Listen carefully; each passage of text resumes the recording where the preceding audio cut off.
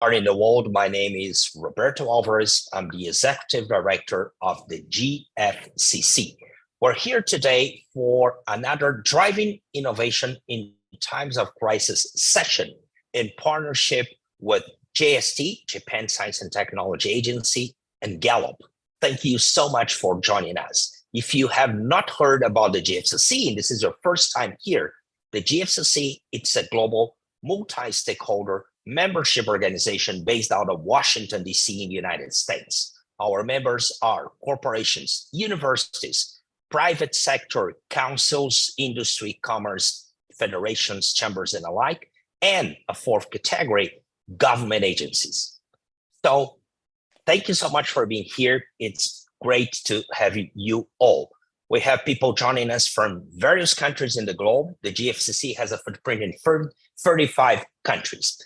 So let me quickly review the session and just explain a bit about our logistics and what we are doing here today. As I said, the session in this whole initiative actually is deployed in partnership with Japan Science and Technology Agency. And today, our session is part of Science Agora, Japan's main science and technology festival. This session is being broadcasted in English and in Japanese. So if you're joining us, you have the option to choose the language for you to watch to be part of the conversation. The flow today will have this initial comments, introductory comments, and we'll frame the discussion. Following that, we will have a presentation that our colleague Andrew Ruzepa from Gallup will deliver, building on the work, amazing work they've been doing around the globe on SDGs and risk assessment.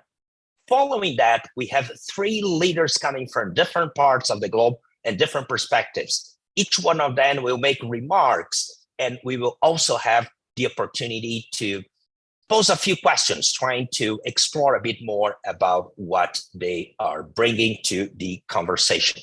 Once they make their remarks, we will move to the third part, a group conversation with Andrew, Christopher, Margareta, and Ken Shimada-san from JST, and our president in the GFCC, Deborah Wins-Smith.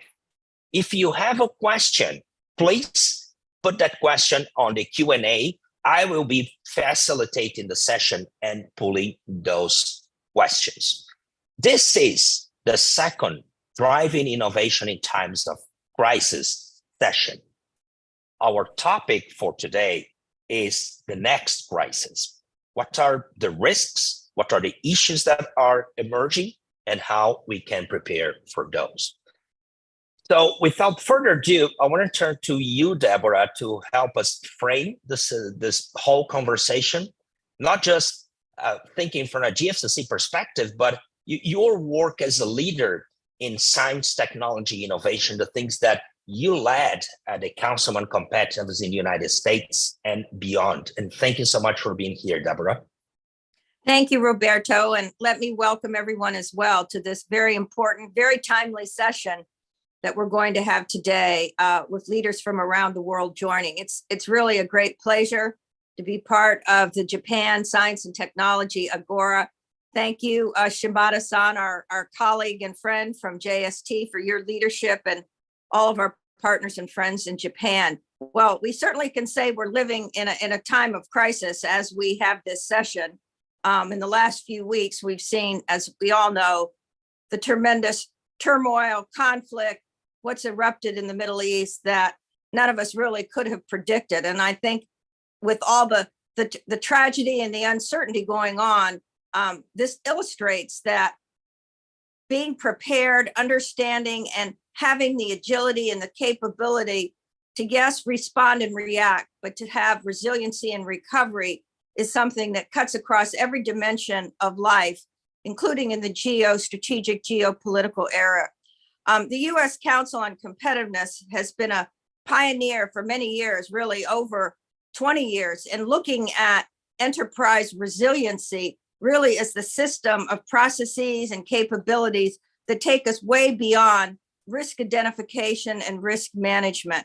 Yes, the ability to react and respond and recover, but very importantly, to prepare our institutions intellectually, organizationally, and in terms of our implementation of our responsibilities to deal with these crises. And of course, we're facing multiple crises, as we know, from climate and the environment, demographics, social issues, the list goes on and on. In terms of leadership, I want to share something that's very relevant to our discussion and the work of the GFCC as we move forward to our 2023 Global Innovation Summit and meeting that will take place at the Gallup headquarters in the Shard in London on November 13th and 14th. Yesterday at the US Council, we hosted the meeting of our university leadership forum, members, presidents, chancellors of US universities from across the country. And needless to say, crises and response and resiliency was at the top of the agenda. And I want to share with you a quote from the head of the university practice of Deloitte that was very, very timely to that meeting. We had a very robust discussion and a recognition from university presidents. They don't have the systems in place. They've been operating with the old-fashioned traditional dashboard of showing various risks, you know, in yellow, red, green, and sort of managing from that, which is not really the state of the art going forward. So let me quote this that's very, very relevant to our discussion. The current environment demands that all institutions be more agile and deliberate about connecting and integrating the various components of their operations in planning for, averting, and managing the beginning and the aftermath of a crisis. In an era where the crisis du jour is the new normal on university campuses, higher education leaders from the top, from boards of trustees throughout organizations must address this new reality. Institutions can prepare and they can avert crises, at least minimize the impact, but they can't do so if they're using the old tools and the old processes for a different era of reality. And so with that, Roberto, let me turn it back to you. I know we have great panelist discussions. Delighted to have you all with us. And I know we'll have time for some conversation and questions from our participants. So thank you all very much for joining today. Thank you, Deborah. Shibata-san, over to you. Yeah, thank you very much. Welcome, everyone, and thank you very much for joining us today. I'm happy to see that since last year's Science Agora to date, discussions have steadily built up and new friends have been increased. Japan Science and Technology Agency is a national R&D agency in Japan to promote science and technology research and provide solutions to social issues. Under national priorities, we must always take into account the broader context of the projects we undertake. While our projects have the potential to benefit society in various ways, we believe that preparing for future crises is an essential perspective for public R&D institutions. GFCC and GST created a project driving innovation in times of crisis and worked together to have a right sense of crisis and to seek right collaboration for our competitiveness and resilience. Through the project, we deepened our understanding on the crisis, and that was extremely useful. Our research resulted in the definition of crisis as a recognized period of increased danger requiring action to limit severe and cascading consequences. Disasters and emergencies are inevitable events. Dealing with them and recovering is a natural necessity. It's often easy for those directly impacted to see the increased danger, but not so for those unaffected. Looking at the experiences of the COVID-19 pandemic and the 9/11 attacks, we could learn how people responded to crisis even when they weren't directly affected.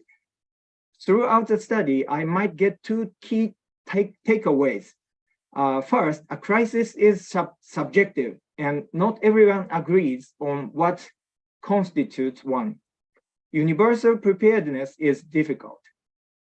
Second, preparedness by individuals who foresee future risks helps society develop resilience. So it's vital not just to react to the event, but also to understand the ongoing risks. So I am aware that it's about identifying risks and allocating resources. This relies on the ability to envision a crisis and allocate resources, even when not everyone shares that vision. This allocation, guided by vision and courage, can turn a crisis into an opportunity for innovation. A crisis doesn't have to be universally recognized. It's about what assumption we make and where to allocate resources, accepting a certain amount of redundancy. We need to decide based on understanding of uncertainty rather than absolute information or predictions. The key is how we frame our recognition. I appreciate all contributors, including today's presenter, Andrew, Christopher, Margarita, and Nukem, as well as Eileen, Dennis, and John, who provided dedicated research, and GFCC teams Roberto, Elaine, Simone, Vanessa, and Deborah, and Chad supported this project.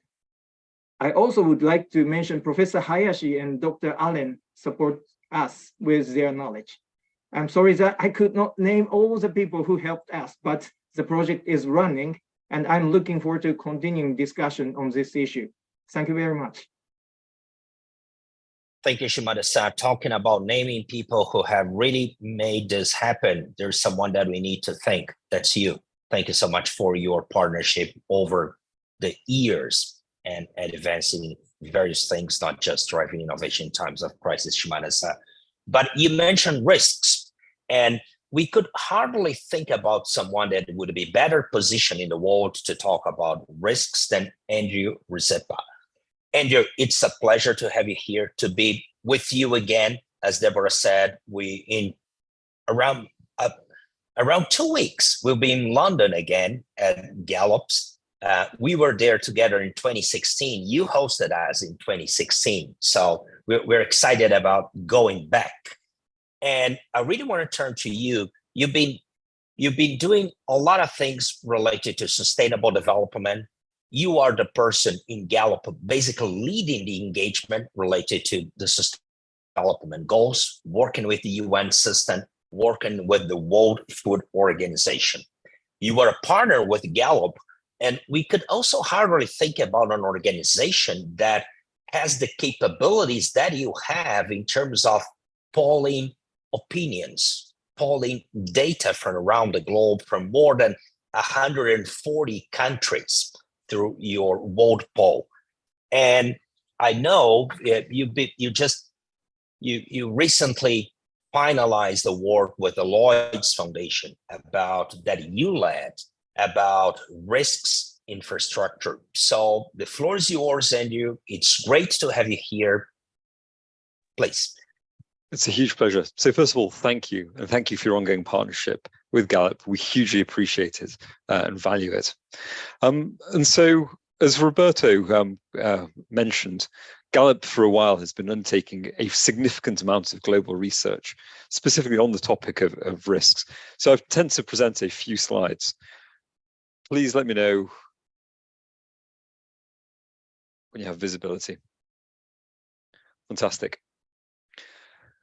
So, emerging risks and how we can best prepare for them. As Kazuyoshi-san mentioned, a crisis is subjective. And so very much in that vein, Gallup uses its global survey infrastructure, the Gallup World Poll, to understand experiences, attitudes, and vulnerabilities of the underlying population across the entirety of the world. So on an annual basis since 2005, Gallup's undertaken nationally representative surveys in approximately 140 to 142 countries. Every year we're undertaking a bespoke set of surveys in each of these countries to understand essentially the will of the populations.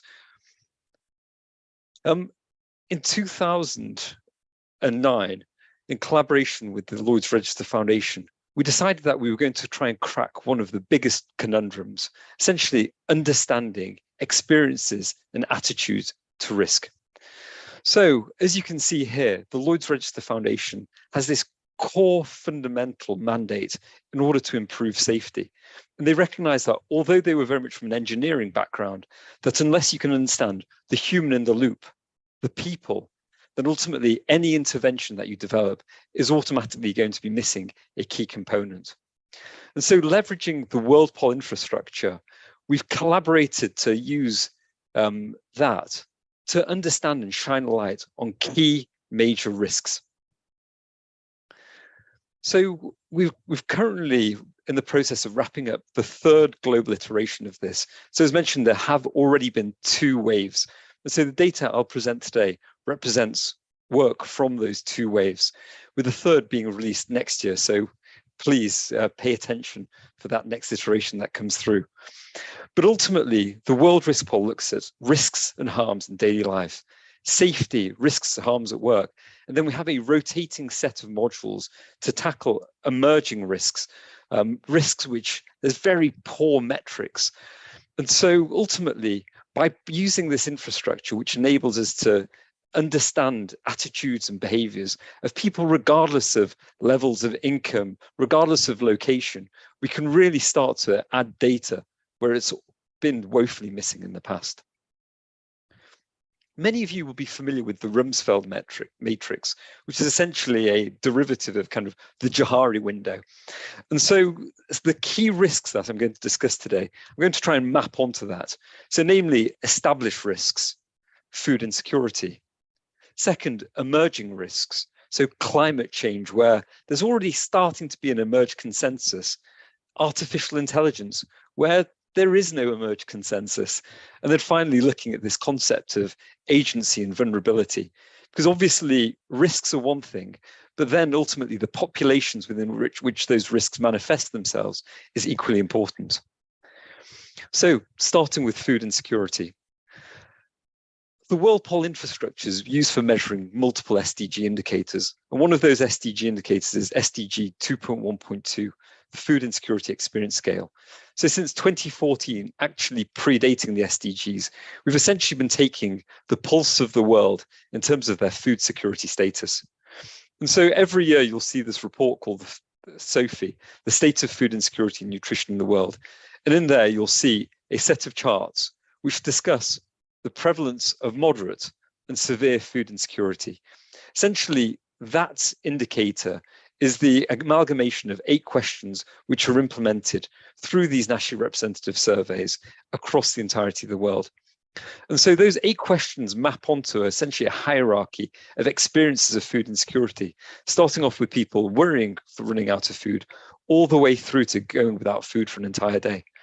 And so by asking these questions in a robust fashion, you're able to actually put global figures on the state of food insecurity across the world. The most recent figures released in 2022 see that over 2.3 billion people across the world have food insecurity. But ultimately, we see the concentration and distribution of that poor food insecurity status very much being unequally distributed. So although the actual total numbers are higher in Asia, with over 1 billion people being moderately or severely food insecure, the actual concentration of food insecurity is highest in the African region. And so I would mention that this is an established risk because ultimately we've seen the figures increase year on year on year since 2014. So many people will kind of reflect upon those really severe figures that I just reported, but saying, isn't it a consequence of the Ukraine, so conflict? Isn't it a consequence of potentially the COVID-19 pandemic? But ultimately, this is a trend we've been seeing increasing consistently since 2014. And it's not just due to those things. Obviously, those things have had a compounding effect, but ultimately, income inequality, war, climate change means that these things are just continuing to trend in the wrong direction. So now turning to some of the findings from the World Risk Poll, namely climate change and perceptions around attitudes towards climate change. 2/3 of the world's population now recognizes that climate change is somewhat either a very serious threat or a somewhat serious threat to them and their people in the country over the next 20 years. As mentioned in the introductory comments, we've implemented this over 2 waves of data collection. And quite remarkably, we've seen very, very high levels of stability between those two waves, with ultimately 69% back in 2019 and 67% in 2021. So still very much within that margin of error.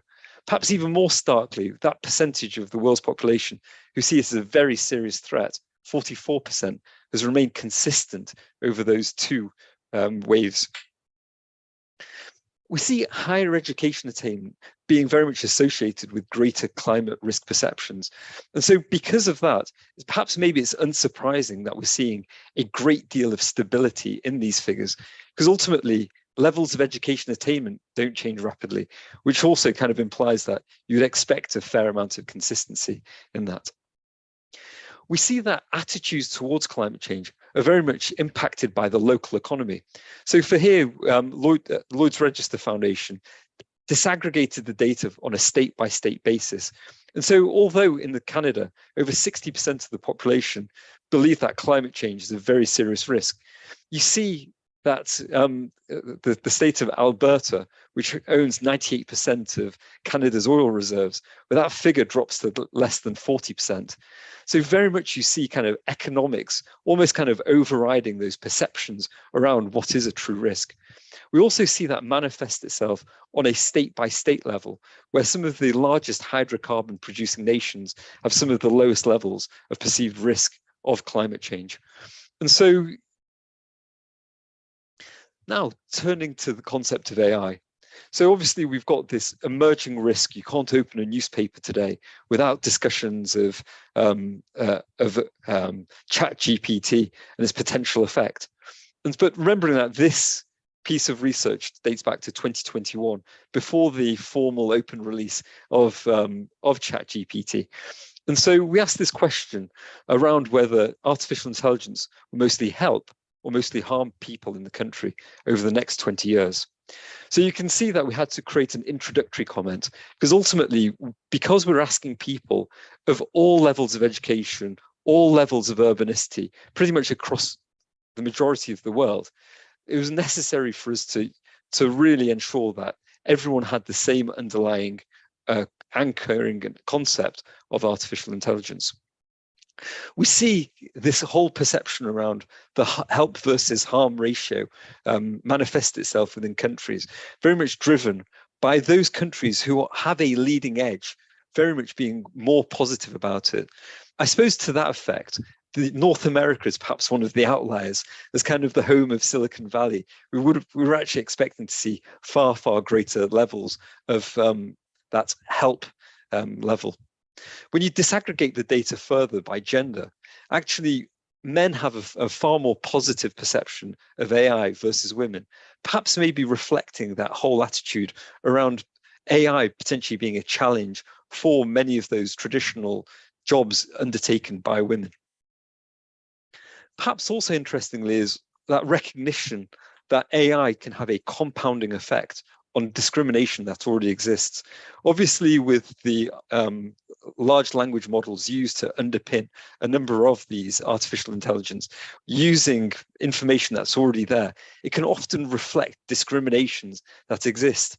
And so, interestingly, within the general population, we see those people who have faced multiple forms of discrimination, either based on gender, ethnic group, or skin color, actually reporting that they're far more likely to perceive artificial intelligence as a potential source of harm to them and people in their country over the next 20 years.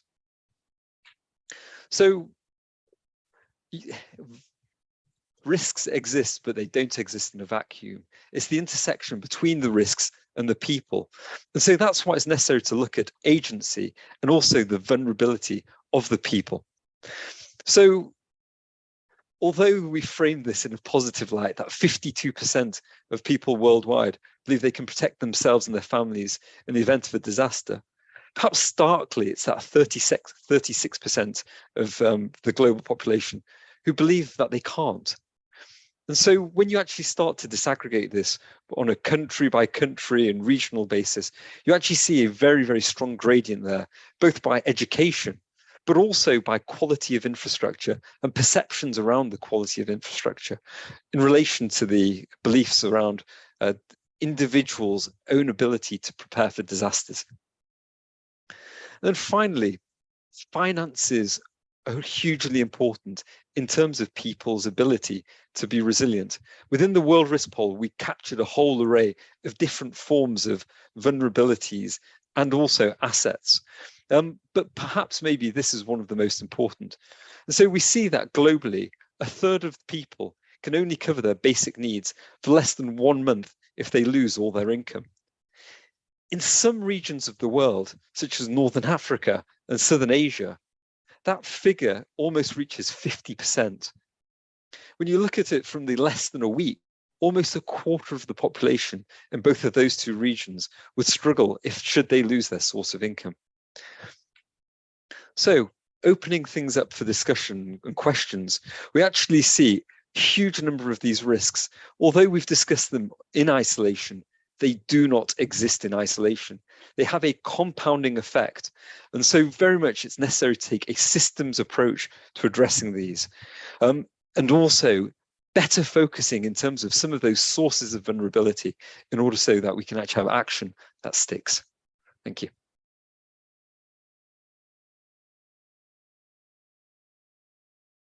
Thanks for this amazing presentation, Andrew.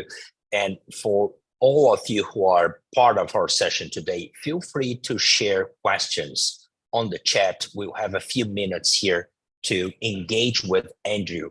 And even our colleagues here, if you want to raise a question to Andrew, feel free to do it. Andrew, I have one question for you.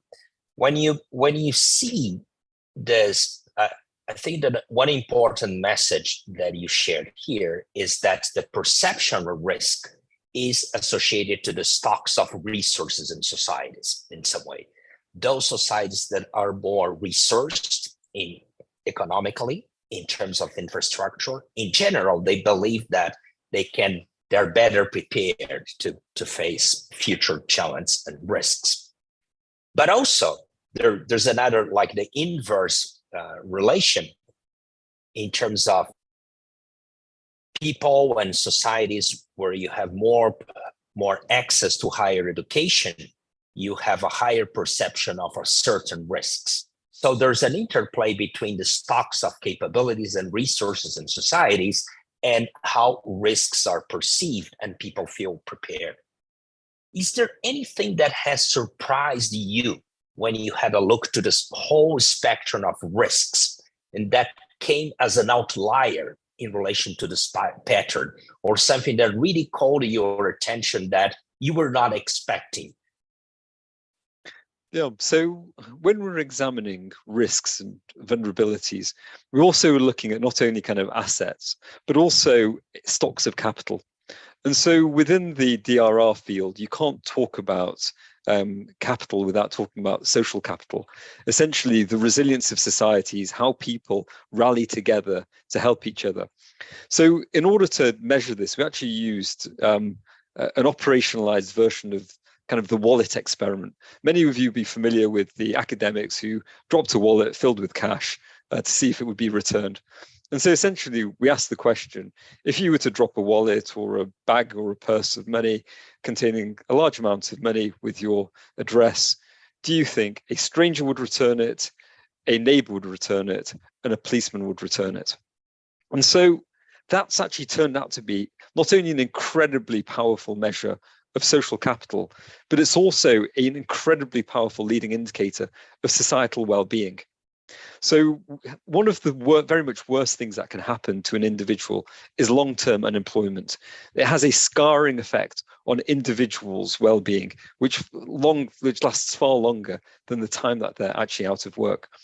We see that in societies where they believe that strangers would return their wallet, that it has the equal positive effect on their well-being than the negative effect of long-term unemployment. And so, which for me really just shows the sheer importance of investment in social capital, in building societies where individuals trust each other, because ultimately, not only does it pertain to resilience and reducing vulnerability, but it also creates better lives for all as well. Thank you, Wendy. Deborah, I saw that you were nodding and saying something. Do you have a question or comment? No, I would just say, Andrew, the last comments you made are very, very powerful and I think very germane to the situations we're dealing with in the world across many, many fronts. So thank you for bringing the issues of the intangible but powerful importance of social capital, trust, and the relationships we have in our daily life and communities. Andrew, just to finish here, maybe are there any recommendations that you would give to policymakers, to global leaders arising from the things that you've been doing related to risks? So there's no silver bullet in terms of addressing risks, but perhaps maybe one of the single most important things you can do is think about the messenger. Obviously, the message and making sure that you're putting forward the right policy interventions, the right recommendations is important. But if you're not using the right medium, the right messenger, that you can have the best messages in the world, but they'll fall flat because ultimately you're not approaching people and reaching to people using a framework that they using kind of those trusted mechanisms. And so it's something that we've seen through a whole array of our different projects and government engagements, that it's not only important to know what the right thing to do is, but it's also important to understand the mental models that exist on the ground so they can communicate it effectively with those populations too. Thank you. And we have some questions here. We'll turn to the questions later. We're now transition to the second phase. But just, I think that you highlighted something that's fundamental. And maybe when we have a group discussion, we could return to this, Andrew, because I personally see a disconnect in the digital world and how messages are spreading and the capabilities, especially of governments, to come across with really clear messages that can be understood and that can stand out in this noise that we have in the digital world. So, but thank you so much for this. Now we are transitioning, and I want to turn to you, Margareta. Margareta, you led risk assessment and the global competitiveness report, the global risks report for the World Economic Forum in the past. Through Horizon Group, your company now, you've been doing lots of things about the future. And for instance, you launched a report about future preparedness, right? How do you see those things coming together around the globe and in Europe, considering that you are joining us from Switzerland? So over to you, Margareta. Yes. Thank you, Roberto, and very interesting, Andrew, for the presentation about the risks from the Gallup perspective. So we have, I think, there's it's very interesting. I think one of the things that came to my mind as Andrew was speaking, and it's maybe before I get into into the European perspective, is that if for all of us who travel around the world, I think what is really palpable and what's different from 10 years ago is that the perspective is shifting dramatically, and that there are really different echo chambers globally that are emerging. And I'm thinking, the perceptions about the conflicts that are currently ongoing, notably, this is where you probably see it most clearly. The Ukraine conflict already, we are working a lot in the Middle East already. When the Ukraine war started, the perception about the conflict in the Ukraine was significantly different in emerging market than it was in the West. And I think this is really a new fault line that is emerging between emerging markets and the West that is being strengthened. It's not really clear where it's going to land, but it was, some of the movements of the BRIC nations, some of the alignment of the BRIC nations that has been happening recently, the growing, the additional members who are joining the BRIC nations as well. I think this is a space that we should be clearly watching. from the perspective of Europe, you know, and maybe another remarks, and they're somewhat eclectic, but another remark is a couple of years ago we did an index that is called the COVID Economic Recovery Index, and there's actually a lot of learnings from that index that also support Andrew's claim about the social capital. And that can be applied to other countries as well. It's no doubt that we're entering a period of multiple crises going forward. They're coming from all sides of fronts. They're interconnected. They have trickle-down effects as well, which it's impossible to know where those crises are going to go, right? Even if we look at the crisis in isolation, the follow-on effects of those crises could be huge. We cannot prepare for the huge follow-on effect all the time, right? Because it wouldn't make economic sense to always prepare for the worst case scenario. So you need to find the reasonable cost-benefit ratio in how you prepare for those crises and how you deal with those crises as well. And I think that you know, from at least from a societal and economic perspective, our COVID Economic Recovery Index has looked at the ability to absorb the shock, first of all, right? So this is an important conceptual idea. So how are countries able to absorb a shock, and what makes them more able to absorb a shock if the shock comes? And then the ability to recover as a separate idea. So, you know, the depth of the shock and the ability to recover, and what are those fundamentals, and what are those structures and policies and institutions that they should be putting into place. And just to give you a few examples, some of the what drives the absorptive capacity, so the capacity to absorb the shock, is social capital is extremely important, right? Social capital is obviously social capital, trust levels, also social security systems, right? The ability to distribute money quickly, the absence of inequalities. Why? Because a more equal society is more equal. You have less vulnerable people in a more equal society than in an unequal society.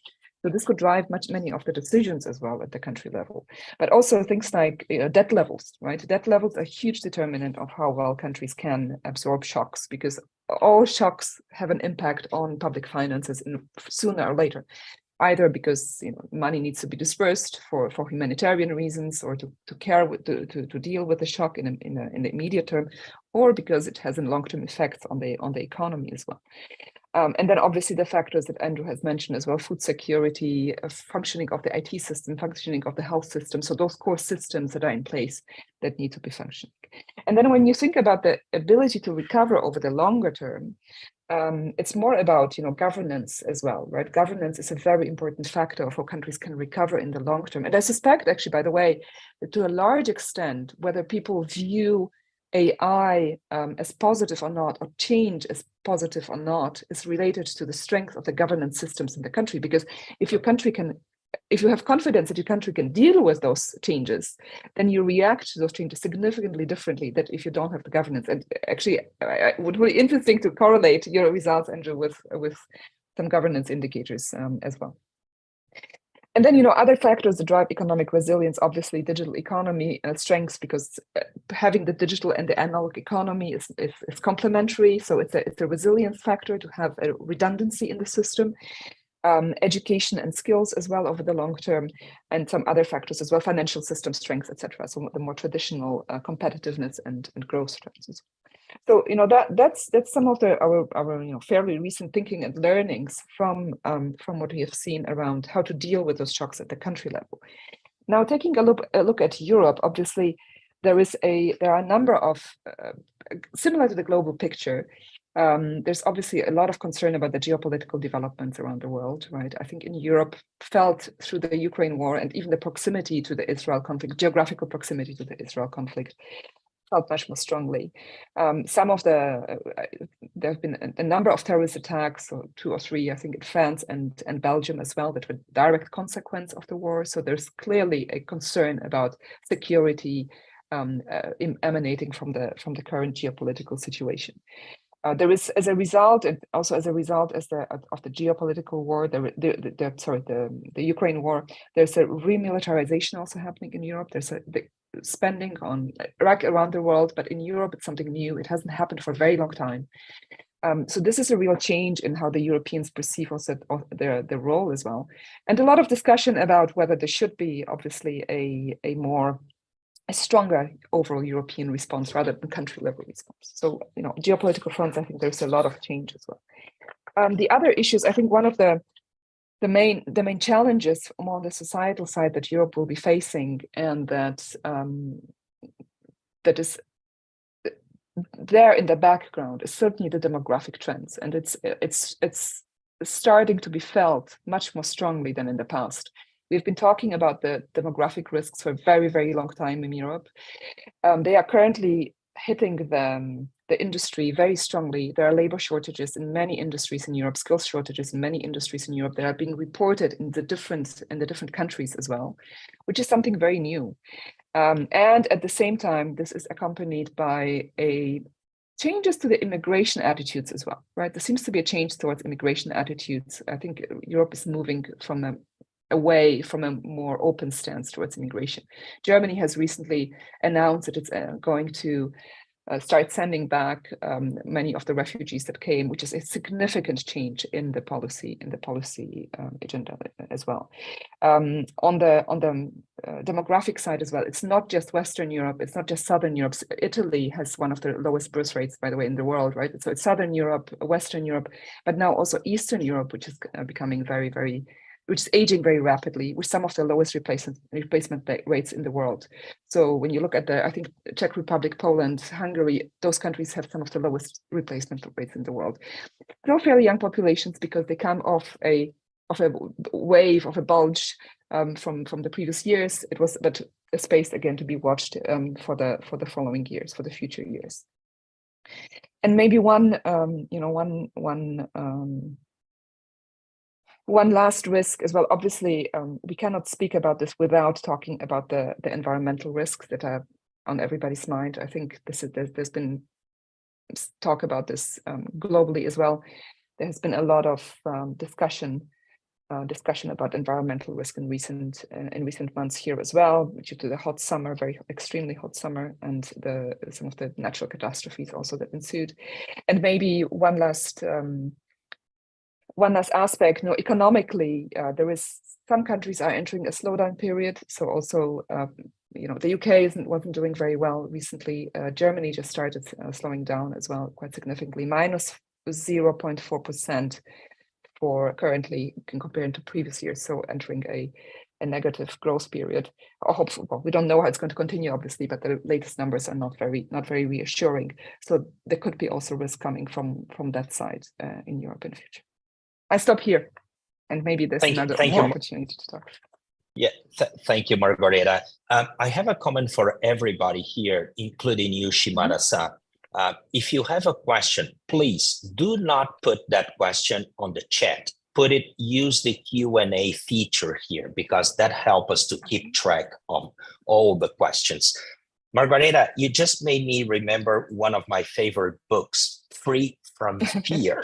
That in some way explain like changes in the United States after the, let's say, the Great Depression and the start of social protection networks. But you highlighted things like governance, security, and even demographic risk. I come from Latin America, right? I'm down in Latin America today, and my country is become growing older and older in a very fast pace, Brazil.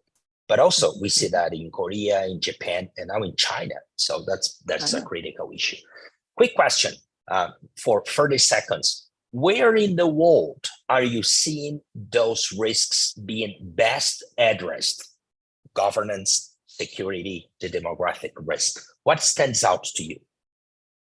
Yeah, I think so. For the demographic risk, it's a really interesting question. I think Japan has the greatest experience in this, right? Very clearly, Japan has been the test ground for an aging economy for many, many years, and a lot to be learned from Japanese experience. They're 20 years ahead of everyone else. How to make an economy work in this context. I think clearly there's no other country I could mention. I think. In Europe, some of the more advanced countries, maybe, Germany is trying, but it's not there yet. I think it's not at the Japanese level. On the security side, it's currently a very, very difficult question. 6 months ago, I would have said Israel is always the example of the most resilient country from a security perspective, constant security threats. It's been thriving economically, nevertheless, with a huge innovation pool and huge innovation ecosystem. Currently, we cannot say this anymore, right? Due to the current situation. It's still a very resilient society for many reasons to be explored as well for learnings. What was your last one? Security. There was 3: demographics and governance. Governance. Governance question, governance is a very tricky question. I think so one of the things that I thought was one of the learnings also from the COVID pandemic was the situation of Switzerland, and not because I am in Switzerland, but I think the governance is a very, very strong one. It's a very long-term focused governance, which I find led to a lot of strength in this particular crisis, because the decisions that were taken were really balancing out the different interests in the country, which is very important and not given in all the countries either. Not all the systems, country governance systems support and balancing out of those interests. So this capacity to balance out interests on an ongoing basis, I thought, was a very interesting feature of the Swiss system in the pandemic. And it's because there's no, I don't know how much you know about the system. There's no president, right? It's a constant consensus that is happening in the Swiss society, and it's a direct democracy. So many of the policy initiatives also voted directly. Thank you, Margareta. Christopher, I want to turn to you and maybe switch a bit the conversation. You are the Vice President of Internal Audit and Enterprise Risk for Lockheed Martin, a major global engineering corporation, aerospace, defense. And we had a session together, GFCC session with Lockheed Martin, and you presented about the whole risk management system that you have developed. In addition to that, we heard from Andrew about AI. You are on top of things like AI, cybersecurity. So consider you're not just Lockheed Martin, but things that you've been doing with a variety of organizations, including the IEEE Foundation and others. What do you have to say about the risks that are coming? Well, thank you for that, and thank you for the invite. When it comes to emerging risks and issues around, and I'll speak to global security, cybersecurity, as you said, AI. So one thing Margareta said was the splintering of the internet and the wider economic and social activity into geopolitical blocks. We've seen in the past how that creates a huge negative, damper on not just the economy, but social interaction and security. And so as we see potential blocks starting to solidify, I think that's rather dangerous, and it raises costs and uncertainty for all types of organizations, whether it's you're a student or an education organization or a business like mine or a government. I think that's something we need to work to avoid. Another thing that we're looking at is the reliance a lot of organizations put on what they think of as free resources or common resources. And the one that comes to mind mostly is the atmosphere and greenhouse gas emissions. In many jurisdictions, you don't have to pay anything to emit greenhouse gas emissions, even though it isn't costless for society. But I would say that's only one example. I think the ocean is another example where the use of international waters is not costed. Use of the internet, which may have a low cost in some cases, but for many of us, it appears to be free. And in your organization, you may rely on some of these very low cost or free commons and not understand that they could either suddenly start bearing the cost that they really should, or become unavailable because humans have a 100% track record of, making a mess of areas that we in fact have as free. I'll give an example for Lockheed Martin would be low Earth orbit, where you don't have to pay to have an orbit around the Earth, and that's been fine for decades because it wasn't a big deal. But now there's beginning to be overcrowding, and there isn't a mechanism to develop a cost. So does that mean we're all going to overuse it? And again, historically, the answer is yes. I think as organizations, we can't always rely on, some bigger, a government or an international organization to impose. We have to work together and find commonality and get ahead of these issues before they become a crisis. Another thing that's maybe seems general is really just that trust is eroding. And that's been mentioned earlier in this discussion, and largely due to mis and disinformation. And are we losing the reliance that authentic communication can happen, especially online, when with inauthentic users or bots, and that's really going to drive mistrust. I mentioned at the nation state level, but even at the personal level, if you can't trust that you're communicating with another person that you can have empathy for, that's an emerging issue, and that's going to drive maybe negative behaviors. Now, some of the vulnerabilities that really drive these issues, to me, come from overly fragile systems. And really, we've built, and one that comes to mind is the supply chain. Of course, with COVID, people realized that through globalization, we had built brittle physical supply chain systems, and it's going to take years or decades to make those more resilient. But I also want to bring that over to digital supply chains. So we all learned that maybe that physical supply chain fragility in COVID. But a lot of times, say in a cybersecurity hack, you find that a very sophisticated system or package that many people use in software actually relies on some very small open source system that one person maintains as a part-time job. And there's maybe a security vulnerability in that, or maybe it just stops being updated for whatever reason. Someone is doing that for free, and you find that could be a critical component to your business, or to a supplier of yours you didn't even understand was relying on these open source software systems. So we don't only just have a fragile physical supply chain, we actually have a very fragile digital supply chain. And that can drive, I believe, a lot of these crises as well. I think we have to, in my organization, we don't just have a physical bill of materials for a system, we also have a software bill of materials. And that needs to go down and figure out exactly where everything is coming from. And then I already mentioned one other, I think the other second vulnerability besides this fragility is a lack of empathy or misunderstanding. People have retreated to echo chambers for their media or social media.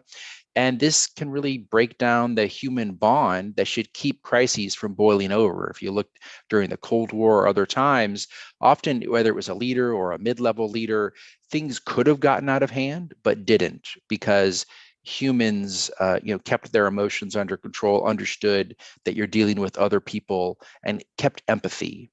And if that is eroded because of where you're backed into your corner and you only see your social media feed, that's what you have curated to reinforce yourself, that can really be a negative. I'll finish with some innovation that I think, so to go to the positive side, I've laid out some issues, is I mentioned fragile, you need to do anti-fragile behaviors. So there are systems that actually do better in times of chaos. If you can think of some of those, think of some practices and really augmenting your risk management with anti-fragile behaviors. So at Lockheed Martin, we don't just say, well, here's our goals, here are risks, and here's how we're going to treat those risks or mitigate them. We also look at more generally, how do we become more resilient? No matter what the risk is, we can ride through and still function when this is a realized risk, or more importantly, anti-fragile activities where when things become worse, we actually get better. And you need to look for those areas because all those issues I mentioned aren't going away. I'll leave it there. We can probably move to some questions. Thank you, Christopher. You mentioned anti-fragile, and you are an engineer, an electrical engineer, right, by training. So I expected your systems view, right, and how really this whole thing about having fragile systems and the capacity to, let's say, build resilience by design, right? But you also mentioned one thing that's about how risks are distributed if we think about supply chains. Maybe that's one guy, that system, that software that you mentioned. And let's say the strength and the resilience of the system as a whole is defined by its weakest link, right? So Yes. this also implies that you need to democratize certain capabilities, right? To lower risk, to address things that are fragile. How do you see that in practice? How can we democratize those capabilities and resources that are needed to, let's say, to address the weakest links in supply chains, for instance? Yeah, so we've found that standards-based development is one of the benefits of that. So if you think I mentioned the internet, the internet isn't one thing, right? You set together standards, in many cases, layers of standards on top of each other, and then you let a market and many people develop, whether it's the software or the hardware protocols. But if you all follow a standard, you can all communicate. This is true with wireless devices, right? You can have multiple phones, multiple people have wireless systems and towers, and yet, if you are all using the same standards, a phone made in one country and a phone made in another country is still going to work. I think you have to do the same thing with anti-fragile systems and build it on standards. And when you do that, then there's more room for competition. And there's also, even if there is a single source for something, if that organization decides to stop supporting it or another way, there's at least that mechanism whereby someone else can step in. It isn't just a black box. So we found there's a lot of examples of standards, and we work, in our organizations and with our customers to not do proprietary engineering, but attempt to do that standard-based. So standards as a systemic solution. Thanks for highlighting that, Christopher. Another quick question for you, maybe that we got here on the Q&A. What are the industries, or maybe even some industry cases that that are profiting from that, are turning risks into opportunities, considering the world and the things that you are seeing? Who's doing that well? Well, I'll give an example of my own company. So, I led sustainability for a number of years at Lockheed Martin. And as we did our sustainability materiality assessment for the year 2020, going out 5 years, we realized there was wildfire risk at a lot of our sites in California and the American West. And part of that was around, well, how do you mitigate wildfires? Well, of course, you can go way back and into some root causes, but really what we needed to do was tackle it when they happen and right before they happen. And so we actually decided we have firefighting helicopters, we have firefighting aircraft, we have lightning detector satellites, we have a lot of the systems that if you put them together could help. But no one can afford that, at the moment they need it, or no county in the American West is going to buy all that system together. So we actually invented firefighting as a service, where yes, Lockheed Martin has all of these systems, but you may only want it for 15 minutes or an hour, once a year. But if we can pre-position because of prediction and using AI and help you with firefighting intelligence as a service to say, well, if the fire is here, using the kinds of AI that we use for a command and control system in a security environment, let's use it with fires. And we've actually had traction on that. So I think when you see risks and you see things that are going to impact you that seem too big, like what can I do about this? You have to turn back to your own capabilities and say, I am able to be, a part of the solution for this, and not be afraid to make it into an opportunity. Thank you so much, Christopher. And that just made me remind some of the comments that I heard from you, Deborah, about integrating perspectives and leveraging the potential of technology to build resilience. Yeah. But let me turn to you and Ken. We talked about the global situation. I think Andrew, you presented, and we saw this correlation, let's see, between how people are perceiving risks around the globe and let's say, their infrastructures and the resources that they have. And we saw that in Africa, for instance, food security is an issue, right? And we also saw that the perception of risk related to AI is higher than in other parts of the globe. We know that Africa is emerging, but it's coming from behind. On the other side, we talked a lot about demographic issues Margareta highlighted that. We know that countries in Asia, even in Latin America, are growing old. That's quite the opposite in Africa. It's the fastest growing continent. It's a young continent. The population will grow significantly. So from your perspective, you are the #2 person in the African Academy of Sciences now, right? You've been at the university in the US, you've been doing business, and you've been working to build certain infrastructures in Africa, not just science and research infrastructures. So what's your take on all of this? What are the looming crises and risks that you see in the African context? Okay, can you hear me? Very well. Wonderful, wonderful, wonderful. Well, thank you first of all, Kazu and Roberto, for putting this together and for inviting me to make comments on Africa. And I very much appreciated the opening remarks by our colleague from Gallup, and that was very instructive. Yes, it's true. The perception of risk really varies by region, and the main factors that we see from Africa, they're based mostly on, again, the development index of those countries, the material environment, and the infrastructure, the ability to, first of all, even understand the sense that of risk, and then how to deal with it.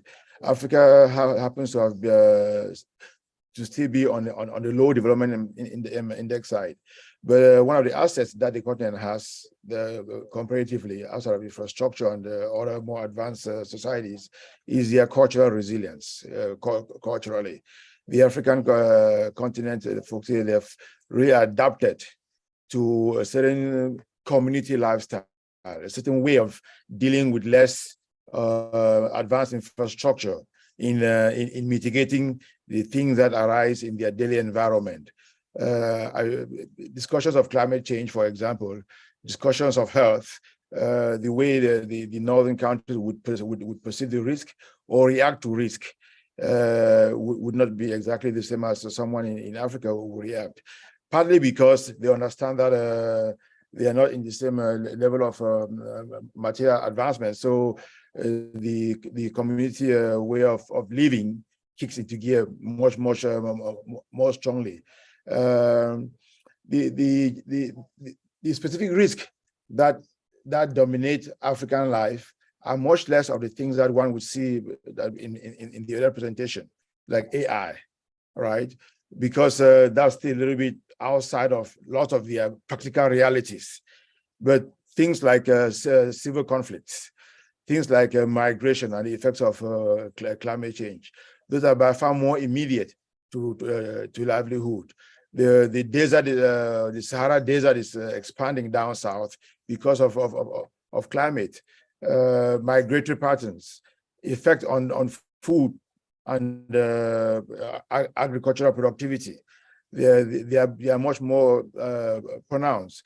But after living in the US for so many years and moving back to the continent, what I observe beyond the theories and what happens on the ground is that there is very substantive resilience and less of complaining.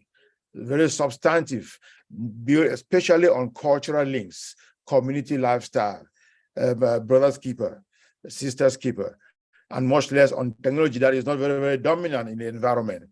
Now, there are lots of effort at the state level to develop, networks. There's something now that's very prevalent called centers of excellence, networks of research, communities, to start building the capacity, the interconnectivity to deal with many of the things that arise.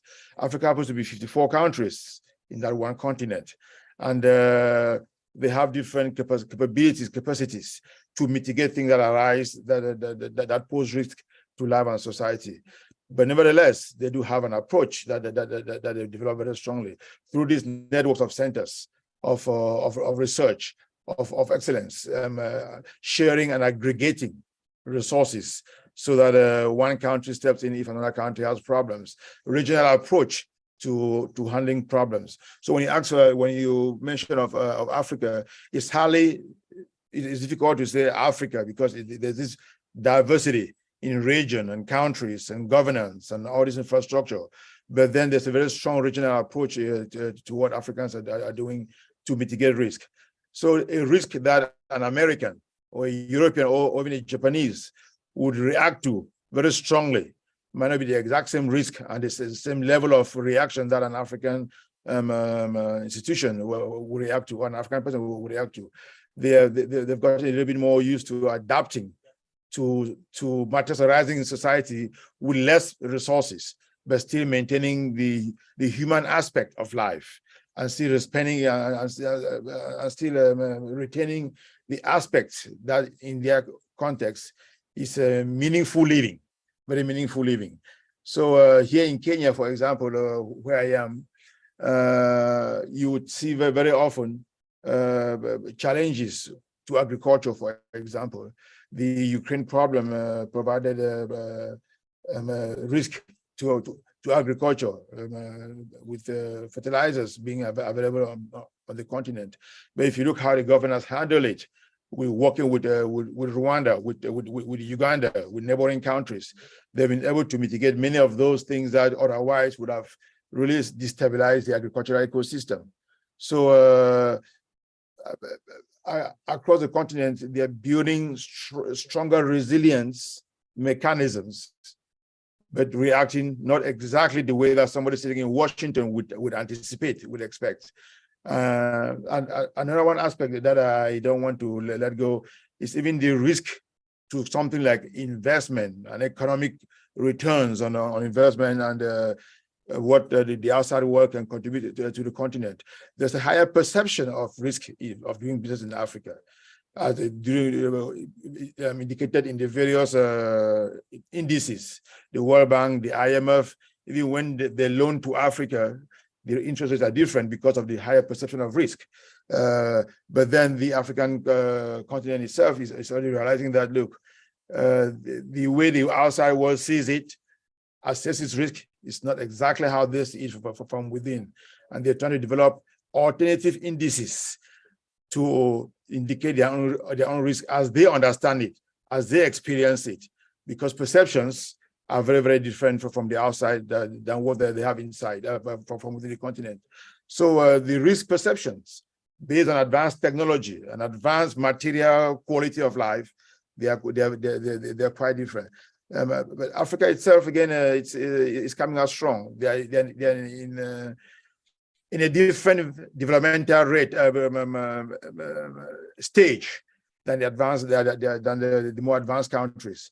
But life in Africa is thriving, and the things that will concern us on the outside may not concern them the same way. And their sense of risk is much less than what the outside world prescribes to them, because their daily life experience, their way of managing things with their cultural ecosystem and way of together living, sometimes with very less resources, enables them not to peg themselves to too much of external perceptions, but to their own capabilities. But nevertheless, they recognize that the world is very technological, and some things are beyond just the cultural capabilities. And lots of countries are now developing more and more tools, technological tools, albeit not at the same level as the global north, but they're developing the tools collaboratively to aggregate resources across regions and better handle the things that we will call here risk, which for them might be differently perceived. But the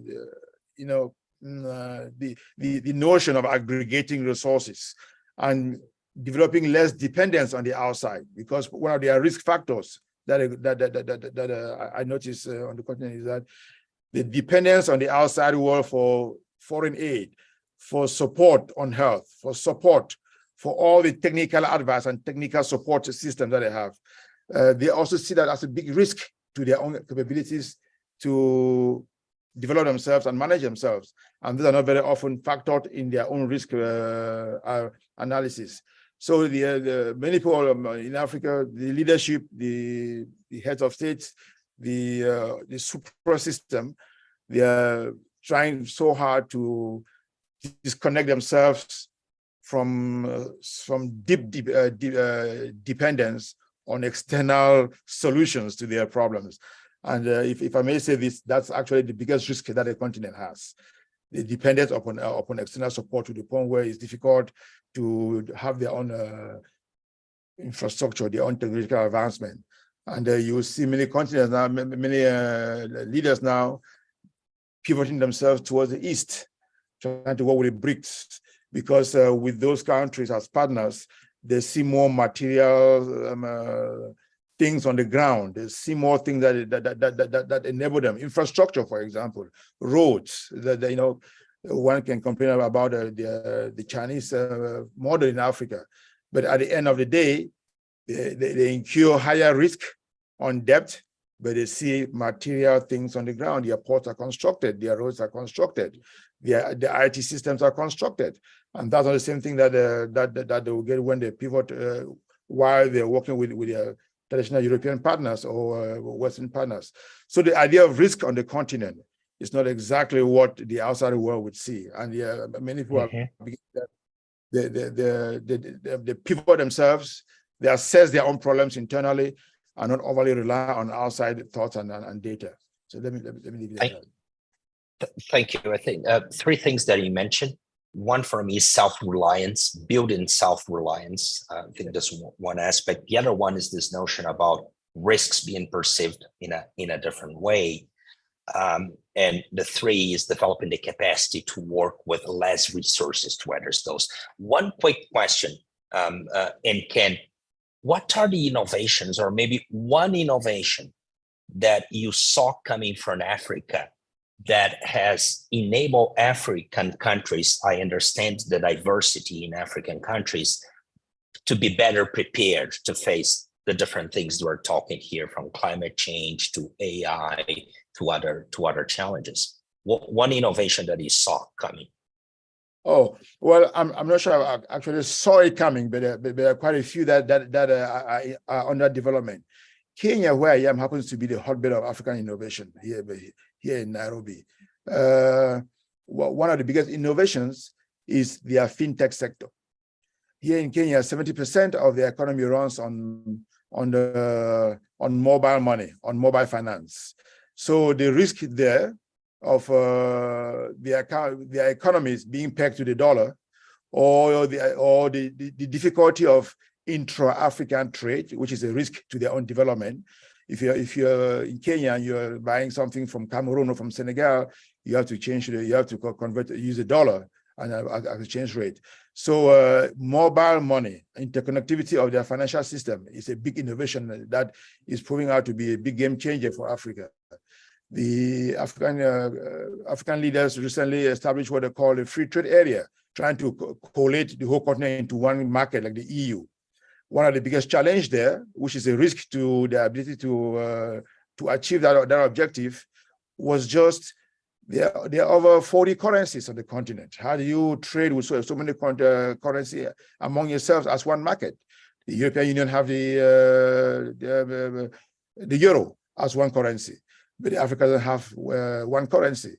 So they've developed a platform which is now being sought by even the ASEAN and the South Americans to be able to trade in your own currency without having to change, without having to go through the hoops of getting the dollar. So they've created an IT platform, almost like Amazon, but one that enables the continent to trade with itself without necessarily doing currency conversion into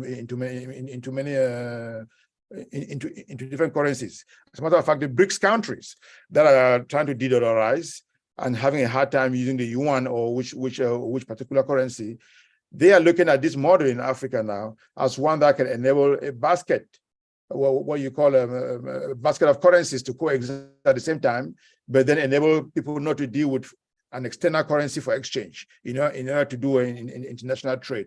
So fintech has been one particular area where Africa is doing so well and given an exemplar to the outside world. In Kenya with the M-Pesa and what the African Union is calling PAPS, P-A-P-S-S. enable transcontinental transactions without resort to external currency. Thank you, Inken. We are now transitioning to our group discussion. We have about 15 minutes. I want to turn to you, Deborah, for your reflections on what you have heard, and then to you, Kazu, quickly. And then I have a few common questions for all of you. Thank you, Roberto. Well, I want to thank all of our presenters for giving us really very, very insightful perceptions and comments on, yes, the risks that we are all collectively seeing, but also those that relate to the different geographies that are represented in parts of the world. I in particular found the discussions about some of the soft risks or non-tangible risks being very, very relevant and illustrative of kind of the future we're facing. Things, obviously the demographic risks, but risks around, these concepts of fragility versus grit, risks around cultures of entitlement versus shared responsibility, social risk. I mean, we didn't really address it, but it's something that's emerged very strongly in the United States, is the risks and rewards versus the remote work that came into being during the pandemic, but now the consequences of that on institutional strength, on social development.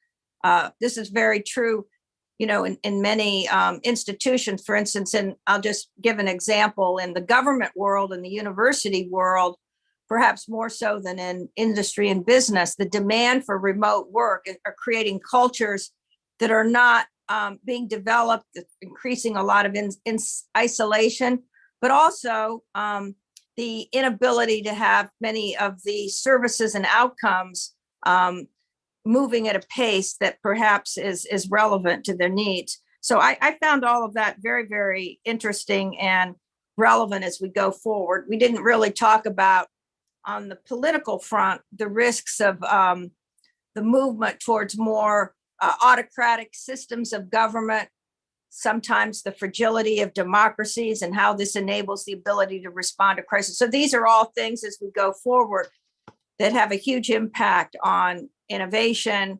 competitiveness, prosperity, and of course, national security as well. So let's have some discussion from the those who are participating online. And I know when we're together in London, we'll continue this very important work and discussions about the importance of risk resiliency and how this impacts moving into sustainable futures.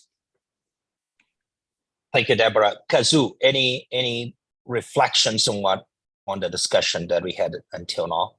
Yeah, I really impressed about the mental side of risk perception.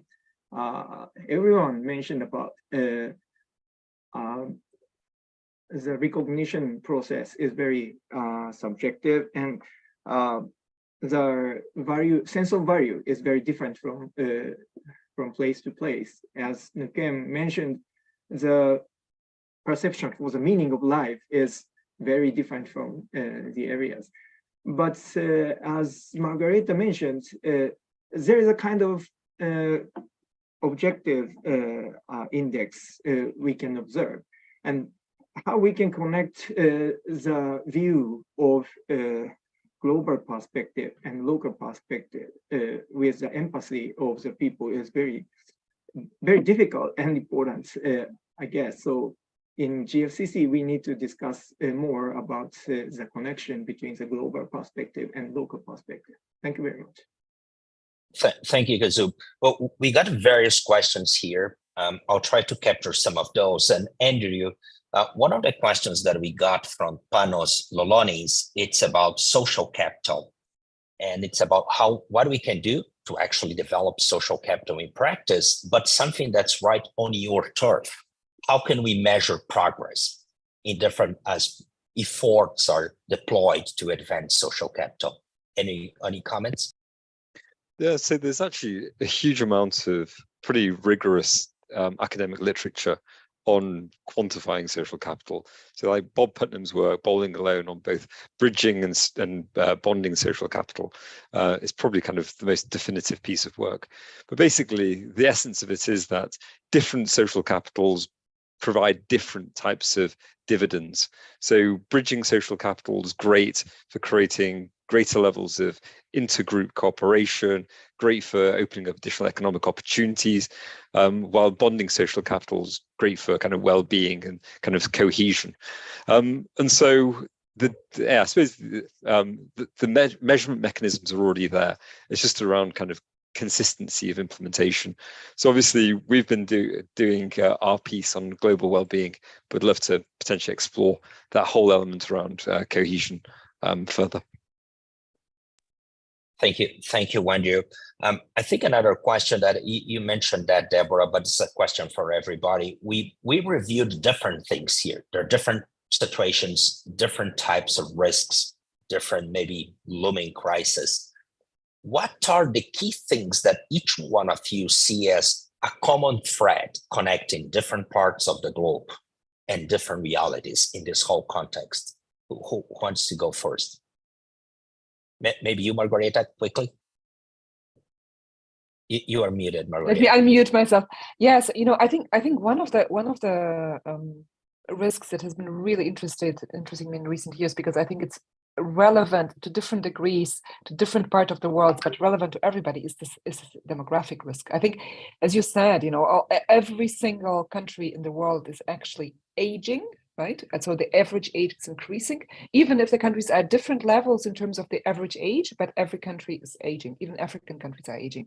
So it's a problem that everybody will have at some point, and that can have a major spillover effect, on the economic reasons, on the entire pension systems that are the backbone of our investment and financial systems as well.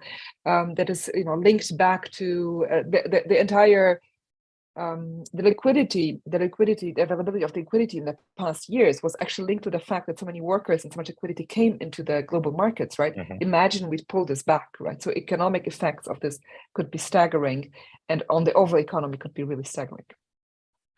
Thank you, Margareta. Christopher and Ken, any common threads that you see? Yes. I share what Margareta said, and you mentioned in your earlier comment. The globe is changing. There are local risk, there are immediate risk, natural disasters and things like that, even wars. There's also a risk, but one that it cuts across, and many people in the world already know, but cannot determine exactly how the trajectories will go on in the near or long term, is demography. Purely demography, and how it would affect everything else, from economic structures to governance to social unrest or not nationalism and all of that. That's a big risk that goes across the board for everybody. And while some countries are aging more, the challenge for Africa is not so much about aging as a key thing. They're aging, of course, but they are getting even more youthful. So the risk for Africa is, would this burgeoning population be an asset or a liability? That's the question. How do you turn it into an asset, not only for the continent, but for the globe? When you get to a point where 40% of all the young people in the world are African, how do they contribute to global well-being, much less Africa? So the one for demography is the one that we all know is coming up, but how will it manifest itself variously and create stability or instability, and ability to handle all the other lower level risk is not very clear yet, but it's something that's coming up. Yeah, Great. Roberto, thank you. I'll just jump in and say that I'll bring up a topic, right? AI, artificial intelligence, and the risks that come up so often around the world. And you hear about bias, and you don't want a lot of bias. And there's discussion of regulation around AI and bias and auditing. And I actually think we should put a spin on that. You actually do want bias. You just want good bias. You want the right bias, and you're looking to actually try to not have negative bias. But I think there's going to be an issue across different nation states on what is the right bias, because it actually comes down to your ethical principles. And those are not always common across different countries. So what may be an ethical and unbiased AI in one area may be seen as biased in another. I don't think that's going to be universal. I think that's something we're going to have to start wrestling with now. And we shouldn't talk about eliminating bias, but getting the right bias. Thank you, Christopher. A follow up on this. We got a question from Kawaguchi-san. That's how can we better use the AI to early identify risks and to lead into that, to anticipate things? Well, I'll jump in to start that one off. We actually do have an AI emerging risk agent in my group, in my company. And something that I do that maybe seems backwards is you actually want all of the data. Some people cleanse data, and I say if you cleanse all your data and beautiful data, you actually have a really boring AI. That doesn't give you much. What you want to do is ingest all of the data, even the part that is typos and doesn't seem relevant, and only then do you get interesting results. Then you see the outliers and the trends. So I think going with unstructured data, i.e. just text or video, and really opening your aperture and not having a preconceived notion, but letting the data and the AI delight you with things that you did not see coming. Thank you. Andrew, over to you. What do you see as a common thread? And then after you, we'll go for a final round, right? A lightning round, and I'll put a question for that. But what's the common thread that you see from your privileged position, Andrew? Yeah, so it's the compounding effect of things like water insecurity, food insecurity, lack of economic opportunity, all of those which are essentially things which, it sounds pretty obvious to say, but drive poor levels of well-being, dissatisfaction with individuals' lot in life. Because ultimately, once populations lose hope, it's very, very difficult to mobilize those to actually proactively be creative, to innovate. And so ultimately, I think that's part of the governance conundrum. How do you ensure that you're able to provide essentially sufficient basics, or provide an environment where individuals have the ability to secure those for themselves, in order so that you can actually start to kind of work up that Maslowian hierarchy? So for me, that's probably kind of one of the most critical issues there in terms of the whole interconnectedness of it. Thank you, Andrew. You, Christopher, had mentioned like empathy. There's a huge empathy gap in the world. Yeah, but at the same time, I think what Andrew has just highlighted, there's a huge opportunity gap, for people to thrive. So final round, we're going over time here, but I want to give like 30, 60 seconds for each one of you to make a final comment. But one question that I would like to pose, and maybe you could reflect on that, is in what innovation areas should organizations and governments invest to be better prepared to the risks, to the looming crisis, some of the things that you mentioned? Who wants to go first?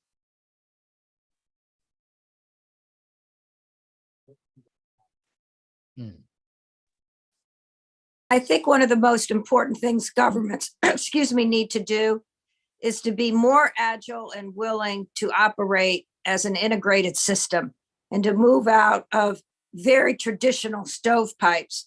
A good example on the financial crisis that emerged, contained, but nonetheless emerged with the failure of the Silicon Valley Bank and the potential cascading risk from that, was a lack of integration between monetary and fiscal policy and how that impacted bank regulation or the lack thereof, because these were looked at in totally different stovepipes. So how governments at the national, regional, local level begin to integrate and apply that to their respective responsibilities is a huge opportunity, and it's a huge risk if that doesn't move forward. So systems integration at all levels is very, very important for beginning to understand, but also to deal with emergent and real risks and recovery strategies. Margarita? I think two things, and I completely agree with Deborah, by the way. But one is invest in subjective metrics, because I think the governments have been always, disregarding subjective metrics as part of official statistics, and they're hugely important, being from companies or from individuals, because they can point to risk. So, what Gallup is doing, for example. And the other one is invest in resilience as part of curricula. I think teaching individual resilience is going to be very important if we have more crisis, and people just need to be also more flexible. And maybe this is just, mainly a European perspective, where people tend to be more on track and more strict, more rigid in their attitudes towards life and towards change in life. But the positive attitude towards change in life is extremely important. Thank you. And Ken? Yeah, I'm from the African continent here. What I see as could be the highest innovation for across the board is for the African leadership to be able to repatriate some of their diasporas to come and help provide the solutions that they need within their countries to address the plethora of things, provide the solutions that are technically based, that require a certain global contextual understanding. And the biggest risk for the continent that I see that this kind of innovation would help is that the governance, the development level is low, and it ripples into so many other things, and while their brain power is outside. If you look very well, the other countries that have grown very well, they've recycled their brain power from the outside world that is very open to help upgrade their internal systems. I think that's the biggest innovation that from the Africa side, the leadership could do. It would enable things across the board to be upgraded. Thank you, Ken. Christopher. So something we've done at Lockheed Martin is rooted our risk management and resilience improvement in ethics. And I think that goes for other organizations or even governments, and in technological development innovation. So our culture is founded on ethics, even as we innovate and in security areas. Another thing is information sharing. And I'll use an example in cybersecurity, which I've been involved in, is if an organization is, being attacked by lots of cybersecurity issues all the time, and you just try to stand alone, that's almost impossible. But when companies came together across usually industries and shared data, then they became actually stronger than the attacks. And you could have a greater view across those threat surfaces, across all the organizations, and actually start to win the war of defense. I think the same thing can happen for innovation, is we need to keep sharing, even though there's that breakdown in empathy maybe sometimes. Let's lean into sharing and giving as much information out there as possible, and that will actually increase the empathy and the innovation. Thank you, Christopher. Kazoo. Yeah, thank you very much. I believe the community of practice is very important, and we need to recognize the risks, crisis, by learning by doing attitude. So that's why GFCC is such important places to discuss with many people to aware of what we are now. Thank you. Thank you so much, Kazoo. Andrew.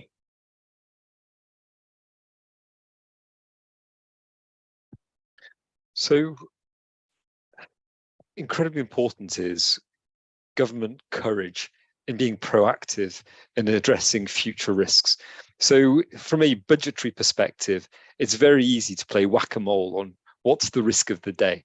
But obviously that's incredibly inefficient from a resourcing perspective. So for me, I'm currently working on a project looking at global attitudes towards antimicrobial resistance. The economic costs are somewhere between 6 to 8 times of the COVID-19 pandemic. Yet you look at the number of countries that have actually attached budgets with their antimicrobial action plans. And part of that is because there's no groundswell. There's no one knocking on the doors for the government agency saying, hang on, why isn't there enough attention? Because it's one of those things which is unreported on death certificates.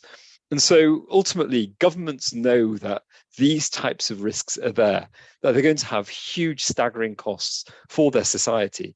Yet, because there isn't necessarily kind of the groundswell from the population to address this, ultimately, they're not putting the resources there. And so ultimately that leads to this recommendation around governments not only having the courage to be proactive at addressing those risks, but also investing more in terms of thinking around how can you actually communicate to your population in a more effective, better fashion in order to actually obtain the mandate from those populations to invest the resources necessary. So I suppose that's probably the biggest insight that I have. Thank you so much, Andrew. So 5 things that I took note: systems. We need systemic solutions like standards. 2, metrics. I think, Andrew, you gave amazing examples of metrics and how we can see the world. Margarita, you highlighted that. 3, integration of everything, organizational areas, data, having shared data. You, Deborah, mentioned that. Christopher, I think everybody highlighted that. Then 4th, really, let's say, courage and considering the future, not just being stuck in the present, as you highlighted, Andrew, and communications. And I think all of you mentioned one thing that underpins all of that: values, ethics, as a fundamental element. Deborah, any final words before we finish here? Just thanking everyone, wishing everyone a great end of year as we approach that. But we, as I said in the beginning, we're looking forward to the GFCC's 2023 annual meeting and innovation discussion around shaping the sustainable future in London, hosted by our colleagues at Gallup at the Shard. The chairman of Gallup, Jim Clifton, will be with us. And many of you know he's absolutely amazing with his not just insight, but the way he frames very, very complex issues. And we're very excited about that. We will be also, I can't say who they are, but we will be awarding our 2023 Global Competitiveness Award to some distinguished leaders that have made tremendous contributions in their own nations, but also in the global commons of competitiveness. So after that meeting, we'll, I think, have a session before the end of the year, and then moving into our work and agenda for 2024. I think some of you are aware, but I'll just share it here, that we already have the dates for GFCC 2024, November 11th to 14th. We will be in Belfast and Dublin. I had the privilege to be there earlier this week and met with leaders from Northern Ireland and the Republic of Ireland. And I have to say, they have not only brilliant ideas, but a very, very ambitious agenda for us. We will be developing that as the year goes forward. So I want to thank you, Roberto, for your leadership and the GFCC team and everyone who's contributed to our great work. And we will continue, of course, to build out and refine and carry forward this very important initiative with Japan Science and Technology Agency. And thank you again, Shimada, and your team at JST and all the researchers who have developed where we are at this point. So thank you all, and look forward to seeing many of you shortly in London. Thank you, Deborah. And we have a GFCC tradition. Please open your cameras because we always take a group picture here. And here's Vanessa. Thanks for everything, Vanessa. Simone Eleni, who's not here at the moment, is in the West Coast in US, but who has worked a lot in this project. So smile to the camera. And we will be in London on November the 13th and 14th. We'll go to Southampton on the 15th. I know that you, Shimada-san, you and Ken, and you, Margarita, will be with us. So that's great. We'll be with your colleagues and will be hosted by Gallup. Andrew, thank you so much. As Deborah said, we will have a session in London to continue this conversation and to see, in face of the crisis that we are seeing in the world, how the collective expertise, the smart resources in the GFCC network could in some way contribute to build more prosperous societies. Thank you all for being here. Stay tuned. We have a web page within the GFCC website with the publications and materials resulting from this whole effort. We look forward to seeing online and in person soon.